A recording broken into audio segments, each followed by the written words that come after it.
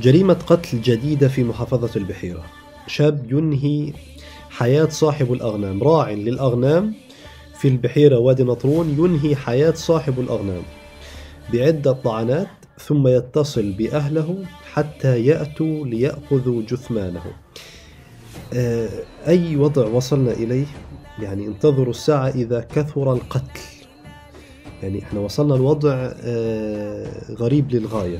الناس أصبح كل شيء عندهم عادي، القتل عادي والزنا عادي وشرب الخمور عادي، وكل المحرمات أصبحت أمور عادية لا ينكرها أحد. هذا قتل صاحب عمله، هذا قتل صاحب الأغنام، لا نعلم، وليس يعني الأمر لسه الحقائق ما وضحتش فيه، محدش يعرف حاجة عن الموضوع. ولكن الشاهد في الموضوع أن كثر القتل وكثر الزنا وكثر كل شيء لبعد الناس عن الله سبحانه وتعالى.